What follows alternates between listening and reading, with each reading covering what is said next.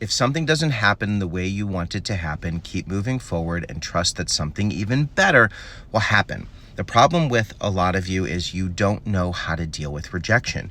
You don't understand rejection is a normal, natural part of living.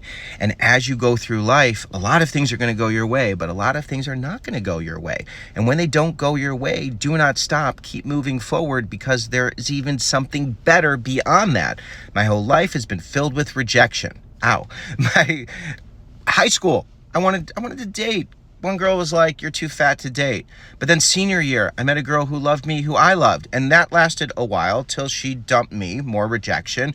And then I went to college and I didn't find the friends I thought I was going to find. And I transferred, which was difficult, rejection, wondering why is this so hard for me? No one told me that it could be hard to find friends. It could be hard to adjust. This is why I do what I do for a career, because people don't realize that it's uncomfortable to live life. And there's a lot of things that will go our way, but a lot of things that won't go our way. I had an internship at The Tonight Show with Jay Leno, which was amazing. But I got rejected at first trying to get an interview. Then I got the interview. Then I got there.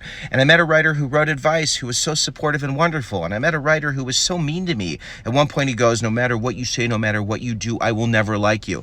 And I was just asking him, how did you get to be a writer on The Tonight Show? And then I went back to college and I started writing my advice column. And I decided, I love doing this. I want to do this for a career. So I started self-syndicating my column, meaning I tried to sell it to newspapers all over the Midwest. And many editors did not want to talk to me.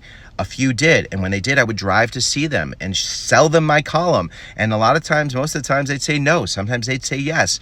One guy I drove to see over 4 hours, and he didn't show. He was a no-show because he had plumbing problems at home. And no one called me and told me. Eventually, my column got into lots of papers, and it was distributed by King Feature Syndicate. But it was rejection, rejection, rejection, rejection, victory, victory, victory. Book publishing. My book, The Naked Roommate, has over 1 million copies in print. But I've written many other books, and some of those books have been really successful, and some of those books people don't know much about. My first book, Campus Life Exposed: Advice from the Inside. Great book, but very few people read that book. My whole life, rejection, so much of it, but so many amazing wins. Even my wife rejected me on an online dating site before I magically, for some reason, some weird coincidence, met her at the UPS store when I was making copies and she was sending a fax. It's crazy how life unfolds.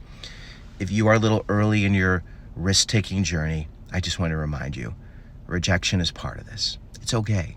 And when it happens, instead of getting angry and upset, just listen, learn, grow, and trust that you will be okay, because that is what life is. It's victories and setbacks, and in between, it's you having to remind yourself, I'm going to get wherever I want to go, because you're exceptional, and you'll surround yourself with exceptional people, and you will get to not only where you want to go, but someplace even better.